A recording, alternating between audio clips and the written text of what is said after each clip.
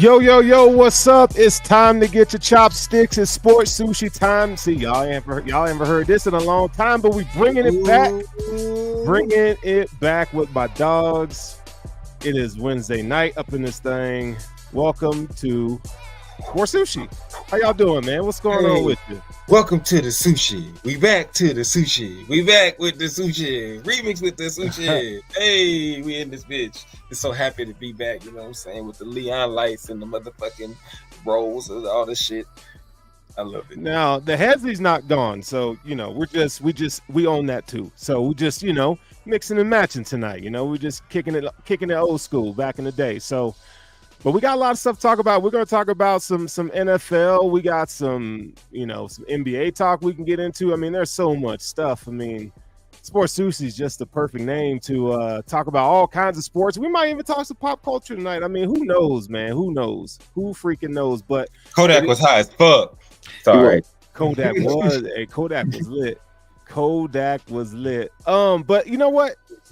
Let's go on and start off with Out of Bounds, Russ. I know you got Kodak was high as fuck. Kodak was high as fuck. That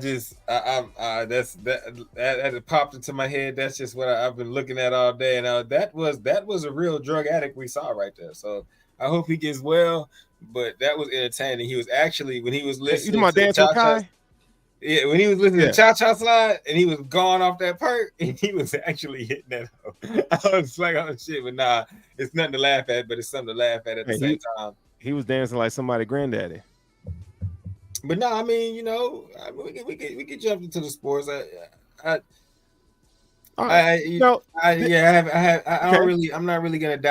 not really diving into anything else that's going on. Just remember that we have to be here together, people, and live on the same earth. So, yeah, do it how you will, and let's move.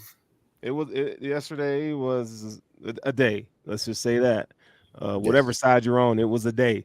But we do have a really good first topic for tonight, and that belongs to Mr. Tough Guy himself, Mr. October OVO Drake, seeing your boy DeMar DeRozan on the sideline. And you know, that whole exchange was pretty interesting, where he felt like he could whisper stuff under his breath and like he's all tough, big and bad. And what they call that dude, that was Lieutenant OVO Lieutenant. Like, I mean, that's the corniest thing I think I've ever seen.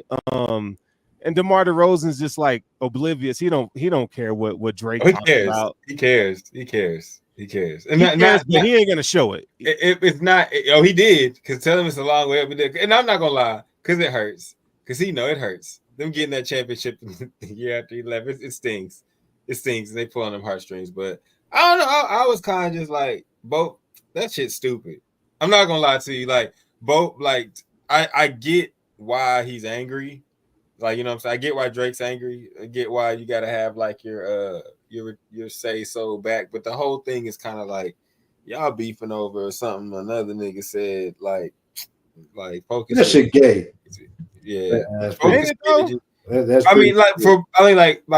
get it. Like, I get it, bro. Like, no matter how you feel about whatever side, if you just put it's you, no matter what it's you. And someone that had said they was with you, or someone that was kicking it with you, was over there with them.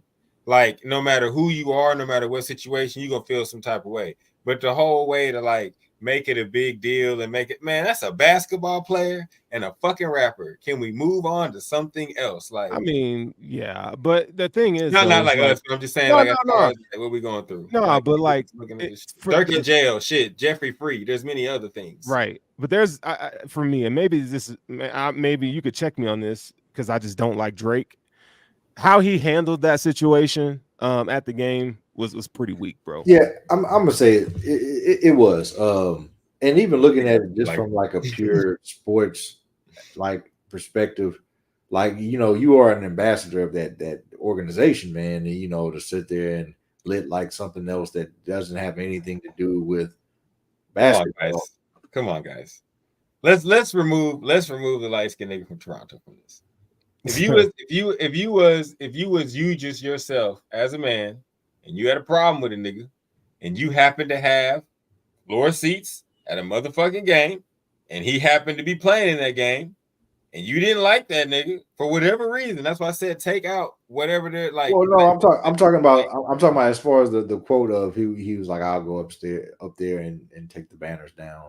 Because he's the ambassador of the Raptors, and DeMar DeRozan didn't win that championship. No, he's talking about if DeMar DeRozan gets a banner like his jersey retired. That's what I'm saying. Like, he don't have to fuck with him on some Toronto Raptors shit. Like, he played very well for that team, but he did not win a championship for that team. And it's you don't like Drake is talking like a fan, bro. Like, he's talking just like a fan would talk. He's just a very popular fan. But if you were to name who's your most hated player in Saints history, Rockets history, whatever history. Yeah, but he also gets a check. I'm saying though, but he's the ambassador of Toronto, and the nigga plays for Sacramento. Fuck him. Like he's not with the home team. Like, if they hang his Raptor of the jersey, fuck him. I rip that bitch down. I don't like him. He's just the thing is like, it's like, well, what for? Is it because that he didn't contribute as much as X, Y, and Z, or is it really because of your personal beef with whatever?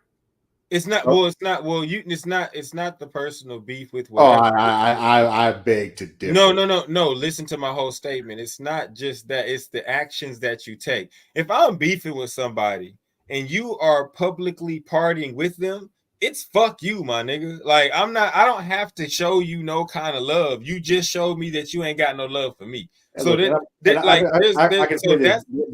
a space and a place for all that shit, But nigga, when it's business, check your fucking emotions. Right. Be about business. It's not. It is business. Like, nigga, if they pay you. If you are employed by a he is the ambassador, aka mascot. Y'all act like y'all didn't watch this guy when business. Russ, how are you defending this man? How are you defending this man? Because y'all acting like his business is not clowning at Raptors games. He just really doesn't like dude. But when he was made the ambassador. Tell me, when's the last time you done seen this man act just civilized at a game? Bro, he was running out. We got memes of him running out on the court, acting crazy, bro. This is what he does. Y'all don't. There's context to this, bro. There's context. Drake got dragged culturally, dragged through the mud this summer, right? And this plays a part in it. Okay, but that's fine. But what you're avoiding is all that good. You was on the other side. So fuck you. Like, that's not you. Y'all act like because a real gangster don't say nothing. He sits there, does his thing. That's what a real gangster does. No. You send shots like Dirk. He's that's why that nigga in jail, because you send them shots, nigga. Hold up. No. Y'all there's a time and there's a place. The place is the booth. And the time, about like exactly. That nigga DeMar DeRozan is not a fucking rapper. He's not going at fucking Kendrick. That's why you should just leave all the politics to the side. No, it's not politics. You shut the fuck up.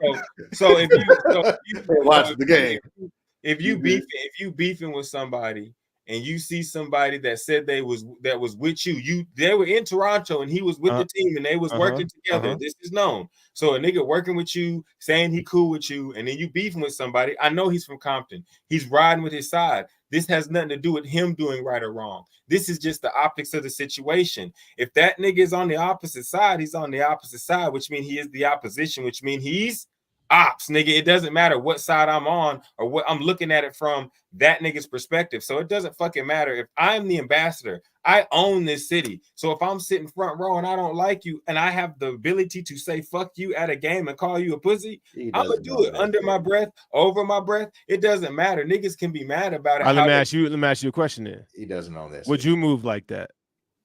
It doesn't matter how I would move. No, I'm just asking. Okay, so would you move like that? I would not say it under my breath. And those who know me know I would yell it out loud. I don't even know what he said under his breath. I'm not even talking about I will say this though. When y'all talk about it being business, did he say under his breath? This is why I wouldn't be in that position, because you shouldn't say it out loud. God damn it! What did he say under his breath? He just said pussy ass nigga. Like, but he did it. But he did it like this. As he was passing, DeMar DeRozan was passing him, and then he did it like. But I will say this though. I will say this. Like when I look at the optics of the whole situation, I'm really looking at it like two different things. DeMar DeRozan has a right to say fuck you too. I'm just looking at all the people saying like, why is Drake out of like people get so bent out of shape with a nigga that they don't view as a tough guy or a guy that can like take care of himself or something, like has an issue and has to show like that side of him. Like it doesn't matter what we think about Drake. He was in the battle, lose, win, whatever he lost, he still was on his side. So anybody that's on the opposite side, it is fuck. So niggas like it's not a pussy ass nigga. So that's what people are up in arms about. I mean, Boogie, it was more like this, Boogie.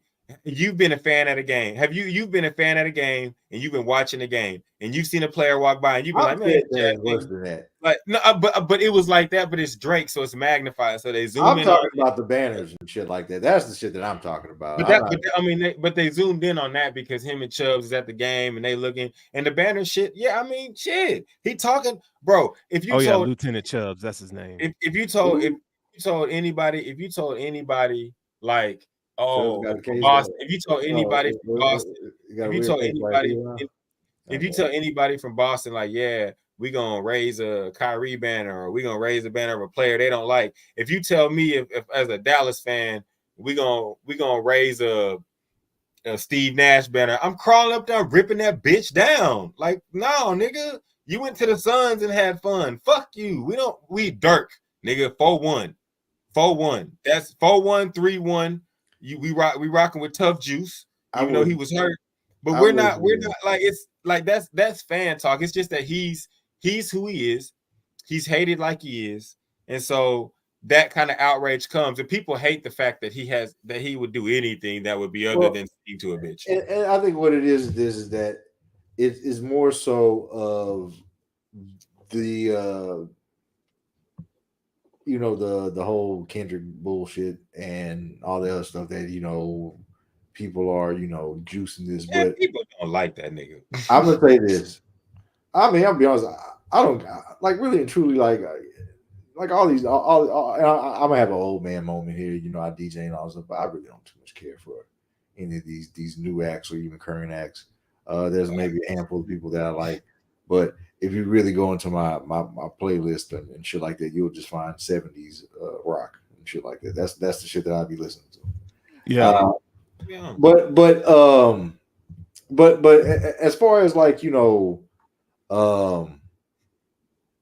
as far as this situation goes, I think like, man, look, there's a way that you can conduct yourself better, and I've always believed that, like, time and place for everything. And man, and you stay professional, and and maybe that's just a quality that's fading, and a lot of people don't. Can I cap on this? Don't hold on to that. And we can move on after this. I just have one question. How do y'all feel about Spike Lee? What Spike Lee do? Yeah. I'm just saying, how do you feel about how he attends games and how he operates himself at games? He don't be trying to check niggas. I'm saying, bro, that nigga wasn't trying to check DeMar DeRozan. He was talking shit, bro. It's different because what is Sterling, you have to recuse yourself because you hate this nigga, bro. Like, I'm literally asking, like, y'all, we have seen fans lean over stands. And the thing is, what I'm saying is Russ is, I'm saying he's the Spike Lee of Toronto. He's the Spike Lee. Okay, to an extent. But I think you step out of the Spike Lee shadow when it's like he wanted to engage. He did not, bro. He did not want to. He was mugging that nigga, bro. When you call somebody a pussy ass nigga, those so much shit to Spike don't do that. I don't know if I call somebody a pussy ass nigga. Well, okay, I'll put it this way. In his time of when he was doing his shit talking, Spike Lee was saying whatever he was saying to Reggie Miller was pussy ass nigga because Reggie Miller had the gall to wrap his hands around his neck and grab his dick. Like, what the fuck, my nigga? Come on, y'all. Let's be real. He's doing Drake is doing the same thing that Spike Lee is doing, and obviously it's obvious because Spike Lee is go to Knicks game is Spike. Drake is at the Toronto game. So to me, it's just a fanning. It's just the fact that he's him and people hate him. But like, nigga, he called him a pussy ass nigga at a sporting event. Like, them niggas ain't finna have no smoke. The niggas one is a basketball. Maybe not. Maybe not. Maybe not. And the nigga that would have smoke, that nigga Chubbs look comfortable. Hey, like man, he looks like he all really that have to do shit. something to make that nigga have to You say that shit to Paul Pierce and Antonio Thrice. All right, that's all I gotta say. Rappers and basketball players, their paths do cross. So, oh, they do. Man. Yeah, Paul Pierce has got stabbed behind that shit. I remember that. I was like, God. Well, that's man, it's way back in the boogie machine. But no, yeah, that's some other shit though. That's that's a story for another day, children. And a story for another day, children. But as well, also that was about a bitch too. So it's look, I'm gonna be honest with y'all, children, and I know some of y'all kids. It always boils down to a bitch. Okay, it does. And it I want y'all to understand something. Sometimes these bitches be knowing that, and they be pulling the strings too. So you just got to go ahead. You got to think above these situations. Okay, know who you're dealing with. All right, and really and truly, like you really got to look for the signs. Don't think with the head below your belt, nigga. And make compromising choices because you want to get your dick wet. That's all I gotta say. Bang. I'm gonna say this: if you make a lot of money, you can make those compromising decisions. Yeah, you can afford to. All right. Yeah. All right, let's go to the next topic then. NFL trade deadline, man. There were some moves by some teams, namely the Dallas Cowboys, picking up a GOAT wide receiver. Oh wow. By the you no, okay. So there wasn't Marshawn Lattimore, Boogie's guy, left New Orleans, and now he's a Commander, right? Awesome. Zadarius Smith got traded yesterday, and Preston Smith from the Packers got traded. So, I mean, there wasn't a lot of names, like not a lot. There's no blockbuster name. There were some rumors about a couple other guys that I heard about, but didn't happen. Yeah. But let's start with the Cowboys first. Jerry Jones comes out and he's like saying that they found a wide receiver that they really have been high on and blah blah blah. That morning, and then so as a Cowboys fan, I'm sure everyone was thinking, oh man, like this could be a Cooper Kupp thing, this could be and come to find out, you get Mingo from the Carolina Panthers for a 4th round pick.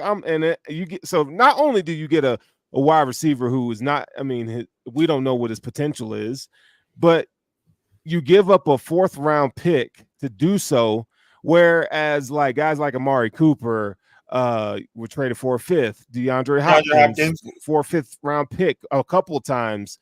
I mean, like the compensation, NFL pundits and people just ragging the Cowboys. So Russ, I'm gonna give you a second to defend yourself here. Defend? What is it to defend? You don't like nothing about Mingo at all? Nigga, our owner is senile. That old white man doesn't know what the fuck's going on. He don't know right from left, left from right, up from down, down from up. The man went on. The man in like consecutive shows, or at least more than like less than like 3 shows. He first goes in the summer and says he's going all in. Then the next time he comes in, he says, "Well, I think we got the talent in house to make it happen." Then he says, "I don't know how we're in the situation we're in." Yeah. Then trade deadline comes. Oh no, wait. I'm sorry. He says, "I don't know anybody that could do the shit that I do." He did say Nigga, what? I think I know somebody that could do the shit that you could do. Radio could do the shit that you do, my nigga. Because like you like on the radio station not people on the radio, not the people on the radio. That nigga radio from the movie Radio. Yeah, that nigga could do a better job running the Cowboys. Or the same, bro. It's terrible, bro. Like you have an owner that has purposely gone out there, paid his top players, put them around nothing else, and expect something more. Like, and then for 30 years he's sitting here doing the same thing, and like, no, it's not Sterling. It's not even a hurt. It's kind of enjoyable to see this old nigga's team lose. Like, it's kind of enjoyable to see him sit in them seats and look at it, because I'm gonna be here longer than you, my nigga. So at some point, we gonna win. We just gotta wait it out. Like, what's crazy? Mingo, I'm sorry, Boogie. Mingo Like, you gonna get on the radio and talk about this is a guy we wanted to draft, this is a guy we want, and he's feeding us like it's like he literally pissing in the rain, pissing in the wind, and telling us it's rain. Like it's just, to the point. It gets to a certain point where you realize like we ain't finna do shit, bro. You know, that reason, what you said, it always echoes whenever, and I can't remember which sports journalist said it, but he said that the Raiders, and he was pertaining to the Raiders and Al Davis, the Raiders will be good when Al Davis dies. And I think that statement can be applied for the Cowboys right now. I think that y'all will actually be like, you know, the Cowboys of the old once Jerry Jones relinquished control of the team. Because I just think that, you know, his way of doing things is just fucking dated, dog. And it's like how you just said, dated. It's just he's living like they say, living in the wrong generation, bro. Like, that's a real nice way to say you're stupid. Thank you. Yeah, that was a really nice way to say you're stupid. I try to be the nice guy. Yeah, I try to word things in a nice way. But you know, I think whenever people talk about that's the statement that pops in my mind is, you know, the Cowboys will be good when Jerry Jones relinquishes control of that team, whether, you know, he's medically unfit or what have you. And, you know, I think that this is pretty much, you know, as long as he has the final say on matters, this is just the fate. Cowboys. You want to know how you know?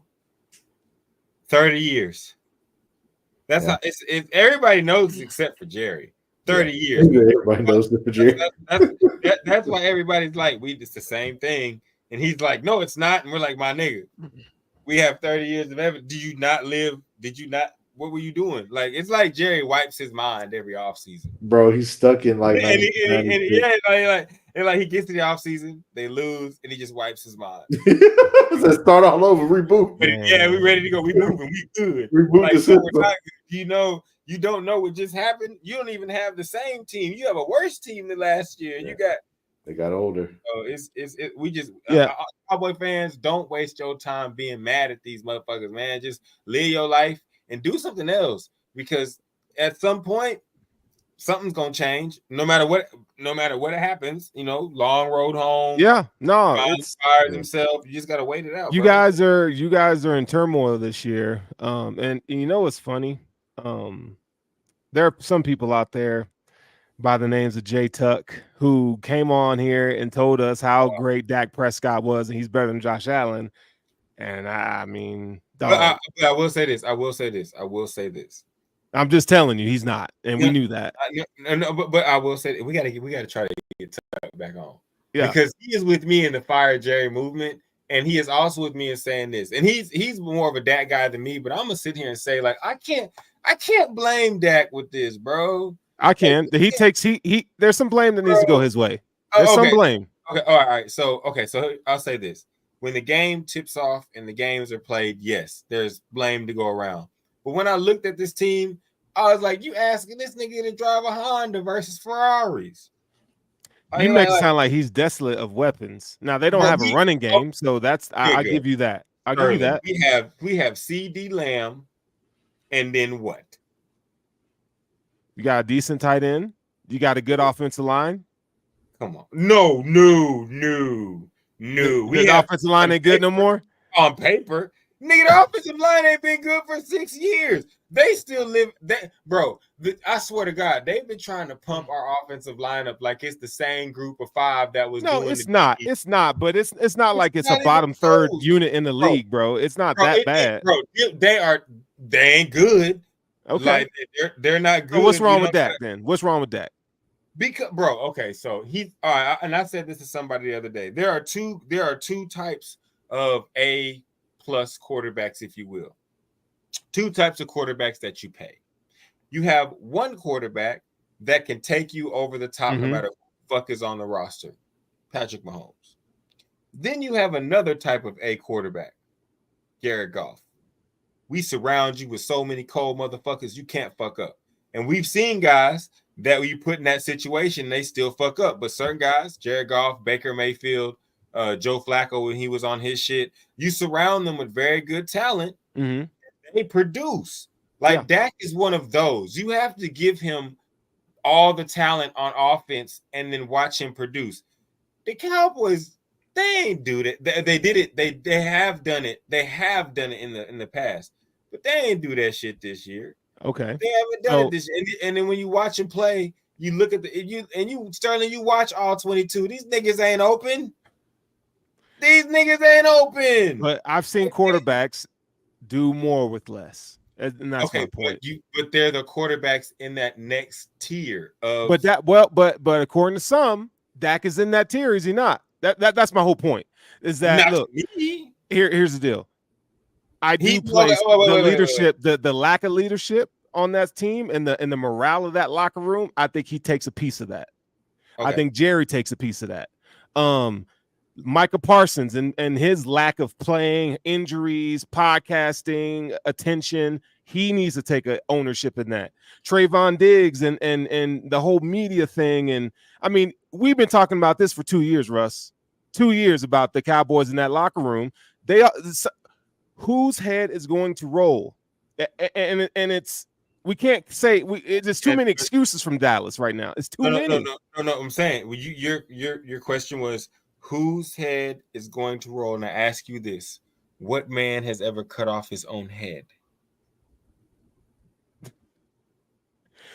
Hey, look, what was the complaint? Well, we want money.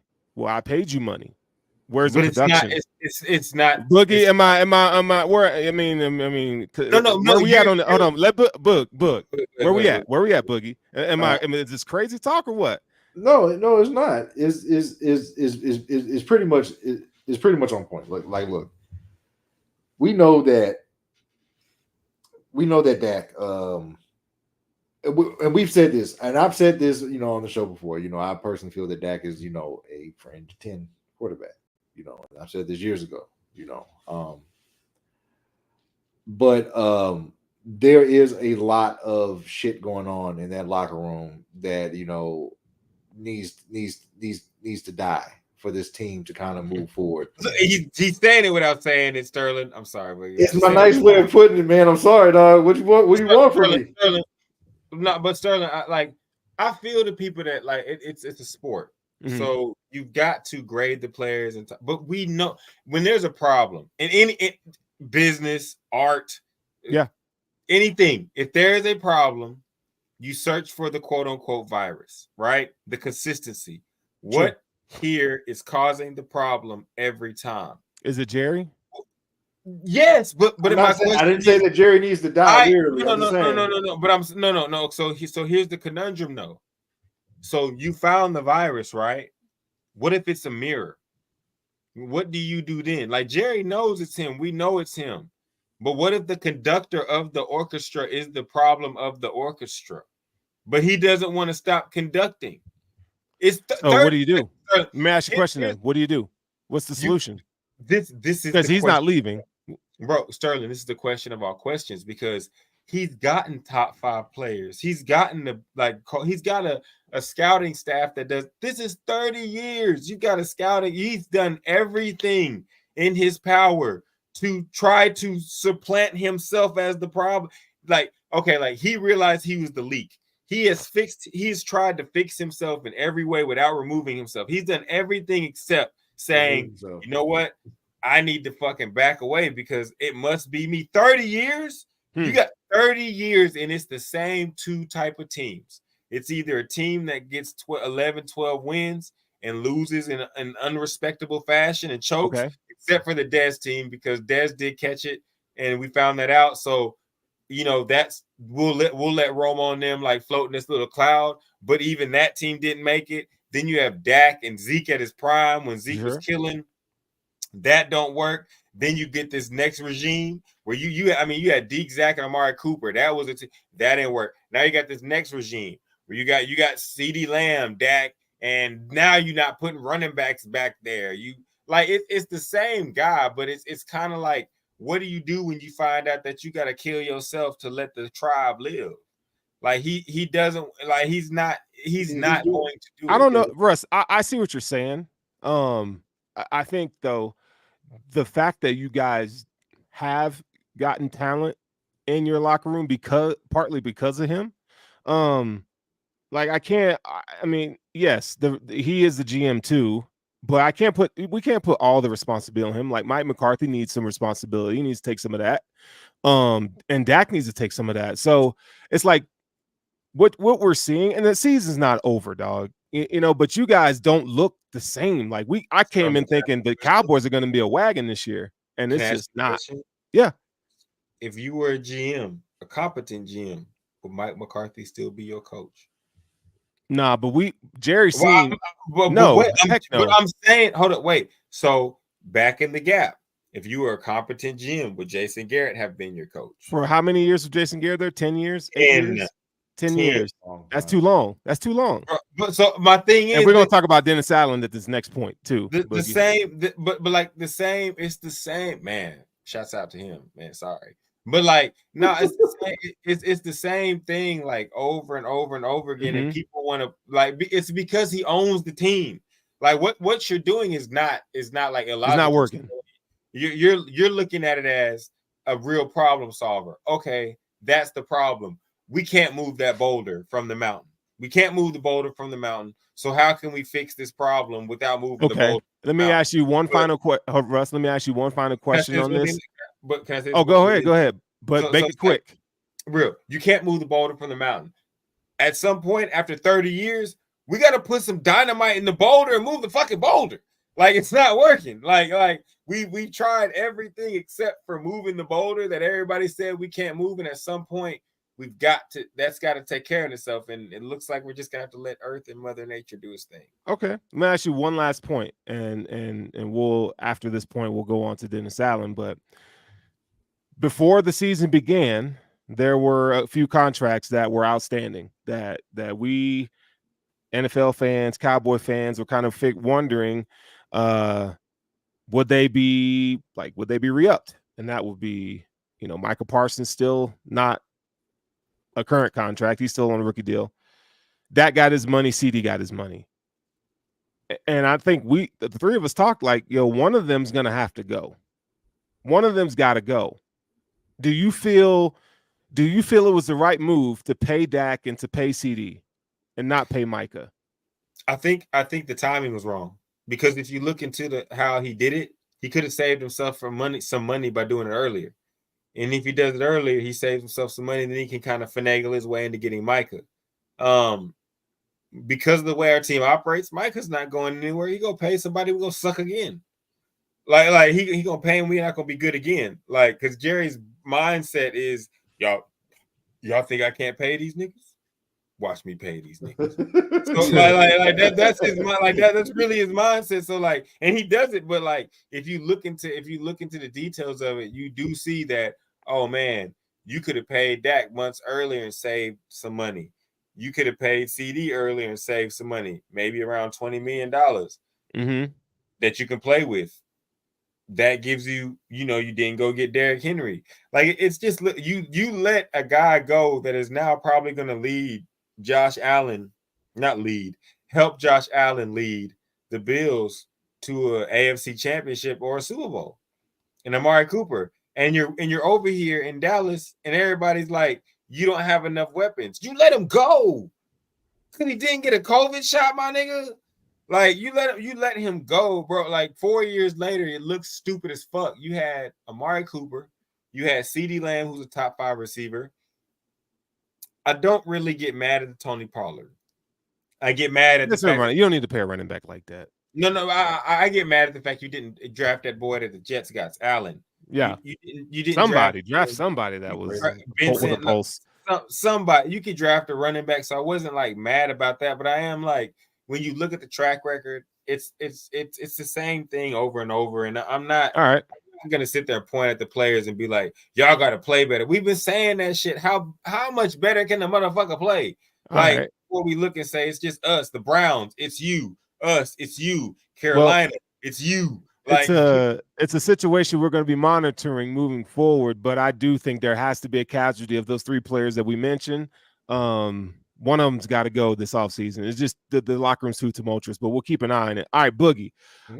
Dennis Allen of the New Orleans Saints. Now that's your team. We're talking about a head coach on his second stint. And he was fired midseason the first time. And I believe that was with the Oakland Raiders at the time. Right. And now we see him being fired with the New Orleans Saints. And I'm pretty sure his record was like 18-27 over those 3 years. He had one winning season in 23 with a 9-8 record. But what's the why? Like, I mean, we saw Alvin Kamara come out and say, basically, we got guys on this team, but we just, they believe in each other, but there's something else that they're not. Right. So, and we've seen part of this last year whenever Allen made the call against the Falcons that ultimately got Arthur Smith fired with the Jameis Winston wanting to give the ball to Jamal to give him a touchdown, where he essentially called a different play, and how the team just kind of disregarded it, and right there just kind of lets you know that he doesn't really have he didn't past tense have control over his team like you think he would.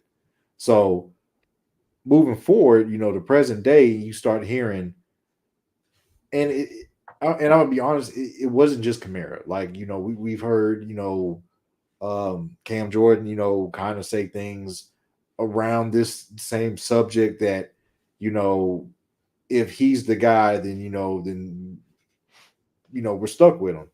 So I don't believe that. Pretty much what I'm saying is that I don't believe that they really believed in Dennis Allen as a leader or as a head coach. He was a good defensive coordinator, but a bad head coach. And we've seen this with like Wade Phillips. Wade Phillips, great defensive coordinator, not a great head coach. Whenever Dennis Allen came over and he took control over the Saints, he kind of started running the same plays he did in Vegas and well, not Vegas, in Oakland with the Raiders, and that to me is a red flag because whenever he took over, the one thing he said was that we're going to keep things the same that Sean did, referring to Sean Payton, but we're going to do things obviously in a different way. Like nigga, what the fuck do that even mean? So and the actions that you show whenever you start bringing in the familiarity from when you were last head coach doesn't soothe me and doesn't win me over as a fan. That means that you're going with something that's the most familiar. You don't really have a plan. You kind of I'm not saying that you're going by the seat of your pants, but it kind of gives me that you don't really have a strong idea of what you want to do, and we've seen it. We were a middle of the road team whenever what I felt like they could have played way better than what the record showed. Now, we've had our injuries, and stuff like that, but we still stayed pretty competitive. But overall, I think that it was the right move. Mickey Loomis came out and said that after he fiercely last season stood by the hiring of Dennis Allen, and and said that this is our guy. He does things that a lot of coaches can't do statistically, and it showed. I think it was like we had pretty good defensive stats where our offense would move the ball, but we wasn't fucking putting up points. It was just like such an anomaly of a situation. But anyway, long story short, motherfuckers happy. So Mickey Loomis basically said that it was due to pressure and stress within the organization. So it wasn't just the team. I'm pretty sure that some people that was in the brass felt the same. But and I'll say this before I turn it over to you, Russ. I think that it was very long overdue. Mm. He needed to be gone last season, and there still needs to be more work done. Derek Carr, you're the only nigga I've ever seen in my life that's gotten a nigga fired twice. Yeah, the same nigga. What you talking about? Is the same nigga. Honestly, Dennis, you shouldn't have tied your wagon to that horse. Yeah. It has a bad leg. You knew how that story ended, my nigga. You read that book. You seen that movie. He went to jail with he robbed him, tried to rob a liquor store with Derek before. Yeah, they went to jail. They got out. 4 months later, Derek pulled up in the whip and said, "Yo, my nigga, I got this whip from robbing liquor stores. You want to rob this liquor store?" And Dennis said, "Let's get it, let's go." Like, we can't make the same mistake twice, right? Yeah, that's tough. Damn. That's tough, man. That's a good point that he did get Derek Carr got him fired twice. Bro, you know what though? It's like you had an opportunity to draft a quarterback last year and you passed on it. Yeah. And so now, you know, Dennis chose the gun that jammed. Yeah. Right. And now the Saints found themselves in a situation because now you have a bloated roster. You have pieces that you're going to bleed off, you know, to save your cap. Your defense is aging. Your offense is still questionable because now, you know, Kamara's another season older. You got Olave who's having concussion issues. Who knows what his future might look like? Man, that's crazy. And you got Derek Carr who's throwing his fucking receivers in the minefields. And it's like I said it. The motherfucker. I will say this though. Hold up, Boogie. Like, yes, Derek Carr, damn, my nigga, why throw that? But Chris Olave, as Shannon Sharp said, sometimes you gotta just go, whoa. Yeah. Sometimes you gotta protect yourself and go, whoa, man, what you doing? Like, that right there is gonna get me hurt. I think y'all looking at Boogie though, sadly. I think y'all looking at one of those situations where you just gotta bleed it out. Like it's gotta run its core. 80 something in the cap. But Russ, they just paid Alvin Kamara another contract. Like, why would you do that? We're talking about an aging running back. Yes. No. What he's cold though. But what they were trying to do was not for what they're paying him. You're not. And I know. But they thought they was going to be able to build a roster that was going to be able to compete and spend money. And you make it sound like they paid him last offseason. They paid him like a couple weeks ago. And that's the problem, Russ, is because they have this belief that they can take this roster far in the playoffs. But the problem is that we've been doing this for the past 5 years. Here's another thing. And Boogie, you're right. So it's time to stop. You're right. Yeah. As far as the Kamara point, I just want to say you can. I'm sorry. You can finish to the Kamara point. When you gonna gut your roster and bleed it out, gotta sell tickets, and you gotta pay the nigga to sell tickets. And he looks like he's gonna be the one to die to go down with the ship. And I gotta say this, you know, if you're that guy, you know, Kamara, you know, big salute to you because it's going to be a rebuild that's on the way, and we're not guaranteed and because this is what needs to happen. Like, if Mickey Loomis can't get with the program, that, you know, he has to let go of the belief that we can make this roster into a contender, which as every season gets older, that gets further away from the truth. He needs to go ahead and say, okay, we have to hit the reset button. And you want to start now because you're not guaranteed a quick turnaround like the Texans had or anything like that. You know, we might have to hit that bitch twice. You never know. Like, you know, you know what's gonna be funny? Guess what's gonna be funny? Y'all gonna end up with Arch. No, this is what I'm saying. Like, and that might be their plan. That might be their plan, but the current state is that we are going to be losing talent, and we can go ahead and we can move into the Marshawn Lattimore trade because this is kind of a segue to it right now. With the Marshawn Lattimore trade, you know, he got traded to Commanders for a third, fourth, and a sixth, and we sunk to fifth.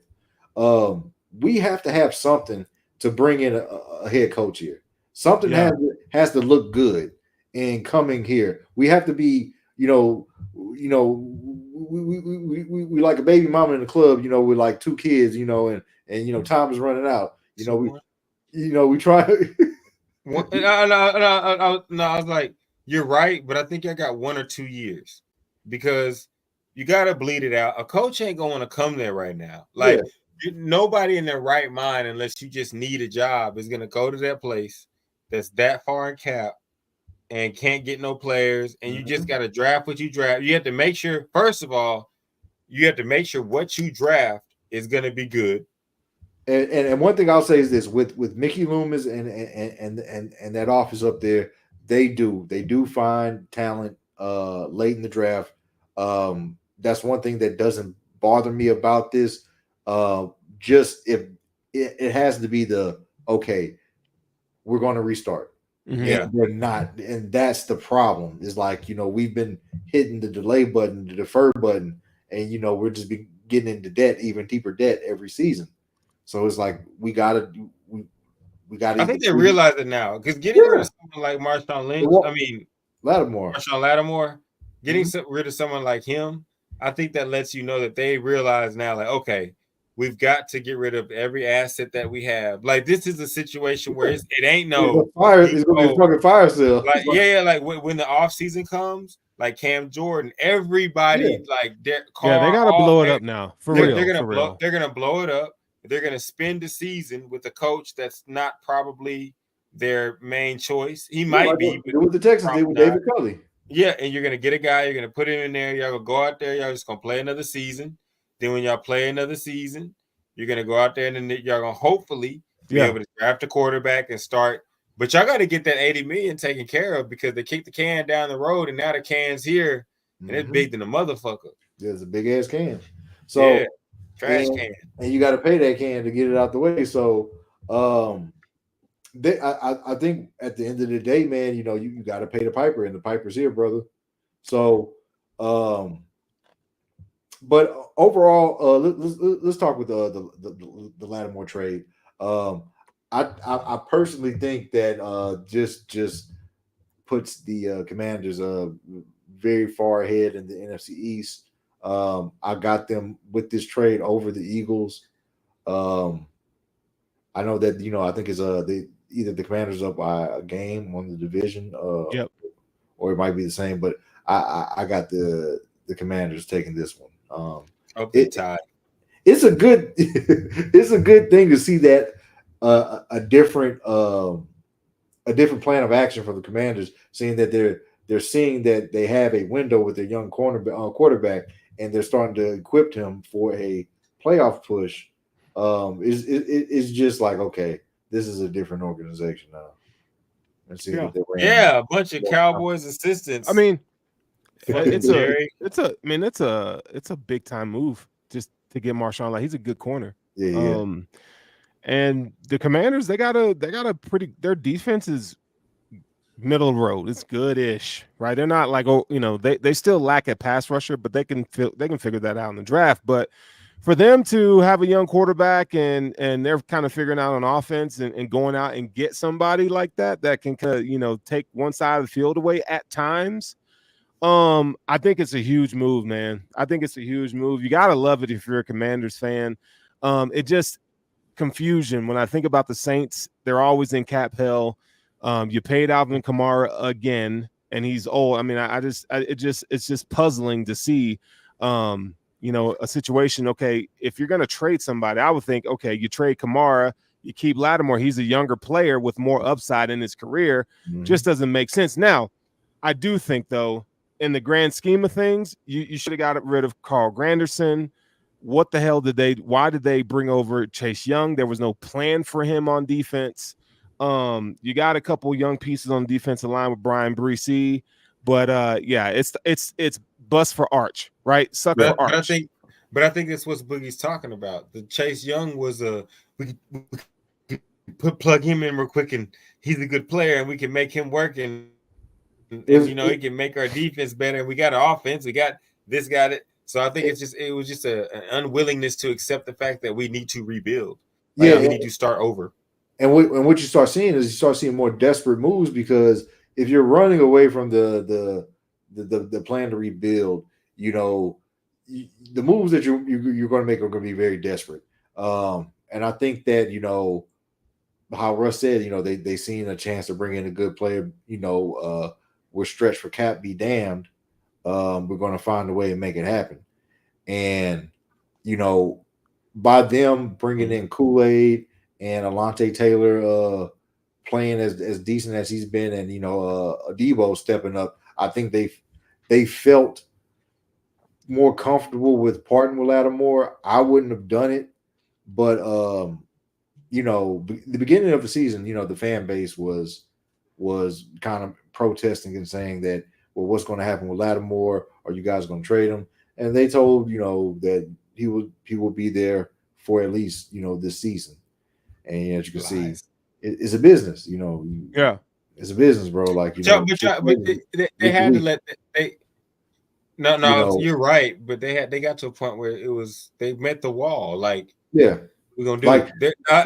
They weren't in contention. They lost 7 in a row.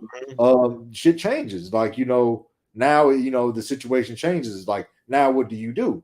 And I can tell you what you should do. You should go ahead. You should start Rattler, see what he has, because this season is unsalvageable. You just lost to the worst team in the league. And I forgot about that. Yeah, you just lost to the Carolina Panthers. Bryce was starting though. On Bryce. So what you need to do is you really need to see what the future is going to look like. Now you need to start preparing for the future. Start Rattler, see how he finishes at the end of this season. I know in the beginning of the season I said just to sit him, let Carr take the licks, but like we said, that was a different time. This is a different part of a different situation now. Let Rat start, see what you have. Hopefully we fucking tank. Terrible nickname. And we fucking lose, and we maintain or we get a better draft position, because I think we're in the top 5 now. You call him the Rat with the cheese. Yeah, the Rat with the cheese. Because the cheese is Cam Ward. We got to go ahead. We got to try to get Cam Ward. And if we don't get Cam Ward, I'll take Shador. If we don't get Shador, I'll take Jackson Dart. Shador trying to get to LV. Yeah, I think that's where he'll end. Yeah, that's probably where he wants to go. Yeah, I think he's trying to get to the L and the V. Speaking of college football, and we're on our last topics here. Miami, the U. They are a bona fide top 5 team. We just talked about Cam Ward here. If the U is back, it's better, much better for college football altogether. I like them this year. I like Restrepo, Cam Ward. That defense is something else. That defense is bad. If they're going to try to win a national title, they got to fix that defense. But the offense, man, is humming. And Cam Ward is looking like, between him and Shador and Travis, one of those three guys got to win the Heisman. Oh, the disrespect. Bro, Genty plays at Boise State, bro. He cold as fuck. He is though. I can't. Okay, so like I can't disagree with what you're saying, but I just can't.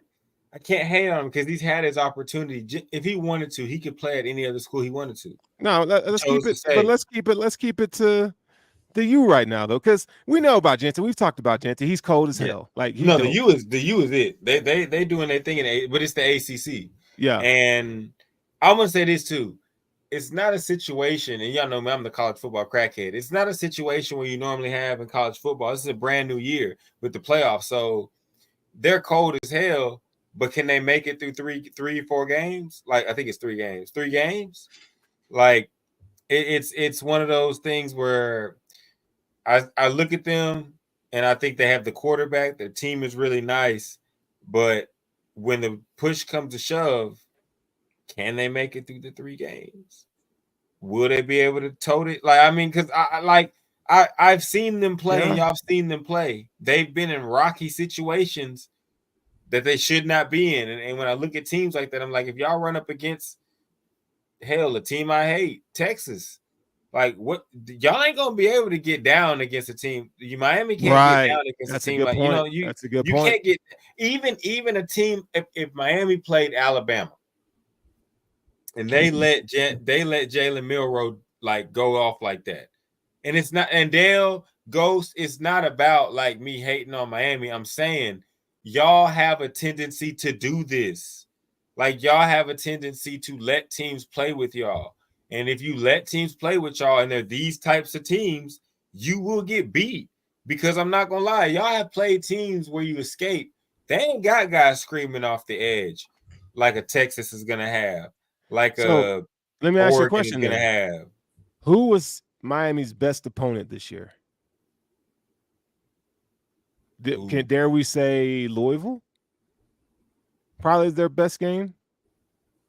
Cal played them the best. Yeah, I'm about to say Cal played them the but best. No. But that was a at Cal night game. That lots of travel on that. Cal's not that good. You know what I'm saying? So should we say it's Louisville? Is there probably there? Tech? You know, Virginia Tech. That was Virginia Tech. Virginia Tech ain't. But they're here's the problem. And see this when did they play Clemson? Let me see. I'll tell you. Because Clemson's not on the schedule unless they. But I think it's going to be SMU. I think SMU is actually going to make and that's another one. See, so and Boogie, but like so here's the problem. They play in a conference and they play teams that when we talk about these type of teams shouldn't be giving them problems. But that's their ick or their issue is that they play down to the level of their competition. This is what Miami is doing. So it's the question is not are you good enough? The question is Miami, are you good enough if you give Georgia, Texas, Alabama, Oregon, Ohio State. Mm-hmm. Who am I missing in these top? No, that's it. I mean, you named them. Like if you give these teams any type of momentum, if you give Oregon any room to breathe, they will kill you. Oregon is a fucking locomotive right now. Like and I'm using them because they're a former Pac-12 team, new Big Ten team, and they're not just this classic powerhouse that we think of. But if you were to say Miami, you're going to play Oregon, and you were to let Oregon start a game like you let California start a game, they're not going to be sorry enough for you to use your talent to come back from it. So I think Miami is going to be a good team. I think they have the potential to be a Final Four team.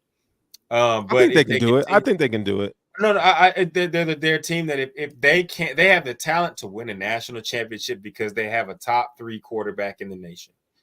But your defense and your other special teams, y'all got to put it together to where you don't end up playing behind.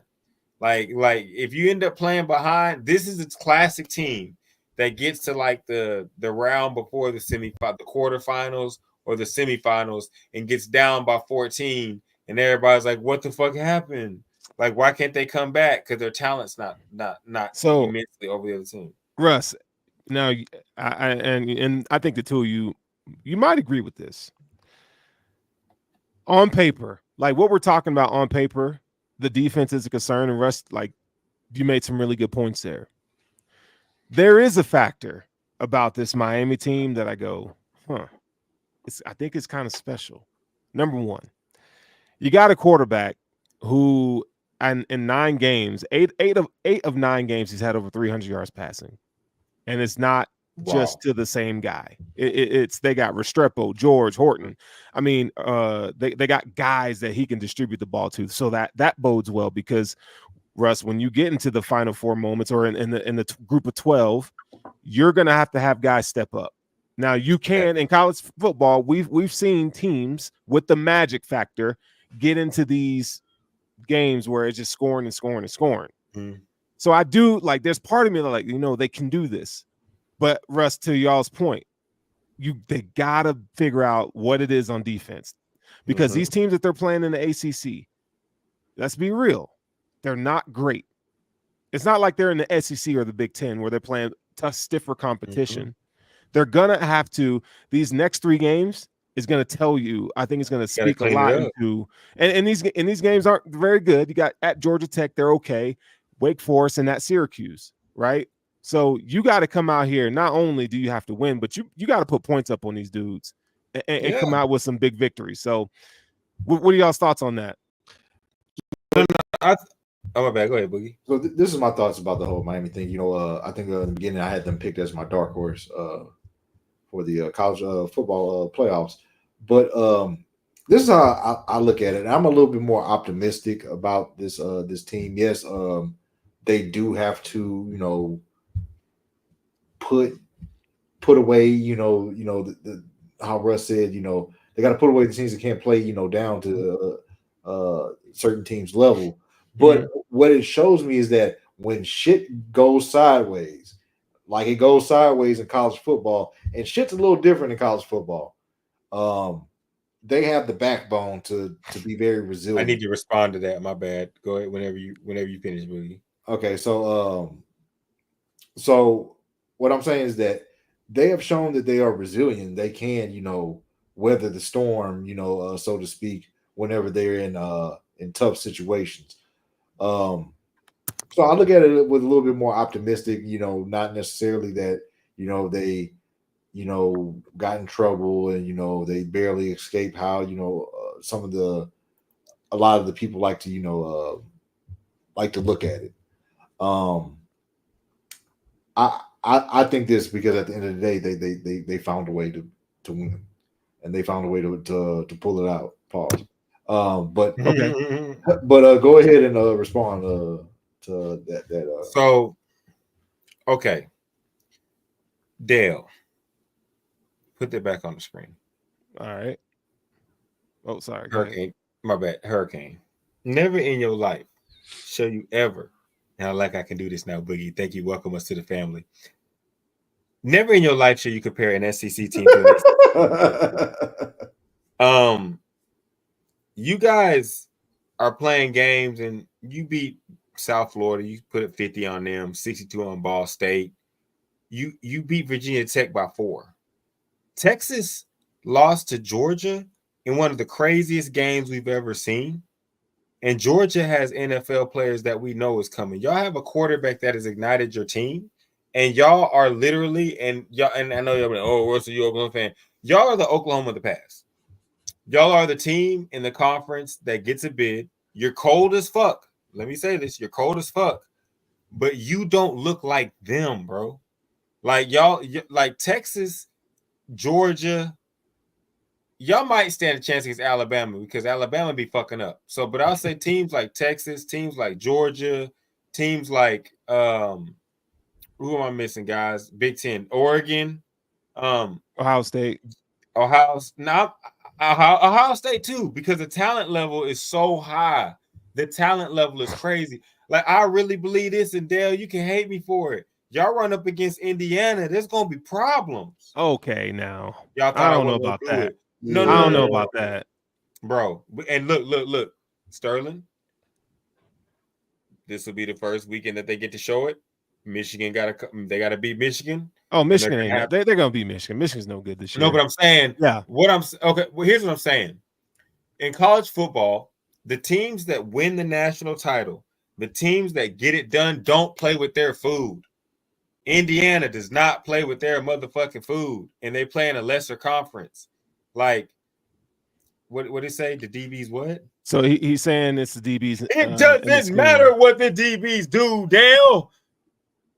My bad. Go ahead, Sterling. Hey, but okay, hold on. Sterling was like, I am not fucking with the Rock. Nah, but here's the point, Russ, that you could think about.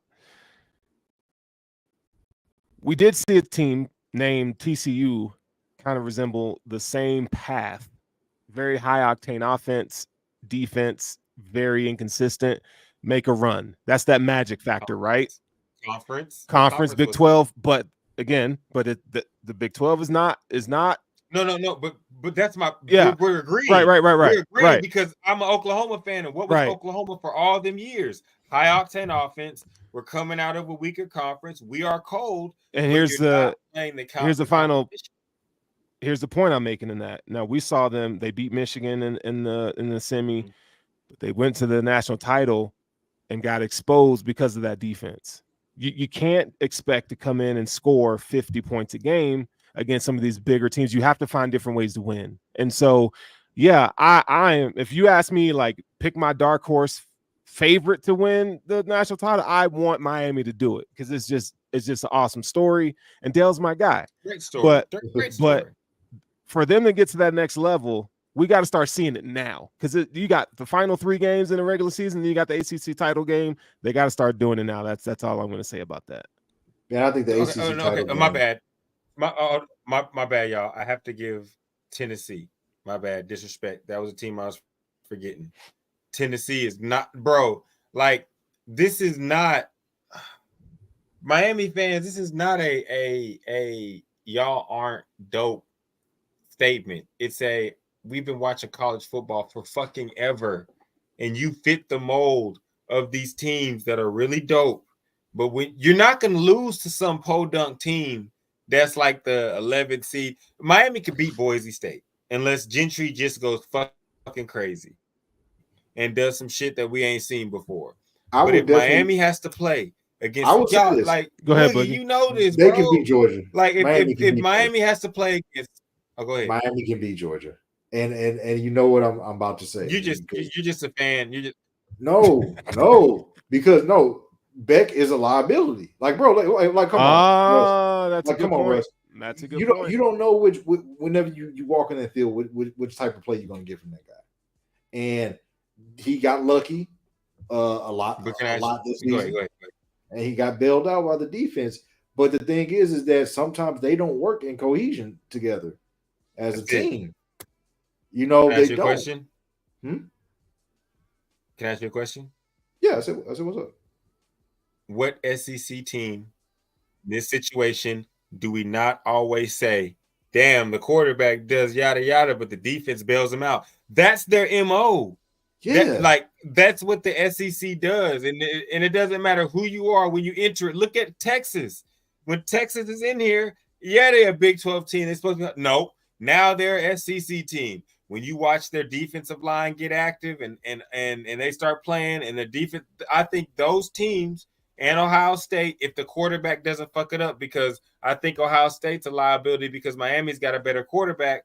But these other teams, like, bro, the defenses are just you can't get behind. And Miami plays with their food, and it's not conducive to winning a natty. It's conducive to getting right up to the tip of the fucking iceberg and it cracking and you drowning. But yeah, as we can see, like this year with the SEC teams, even with defenses, sometimes they don't show up. That's true.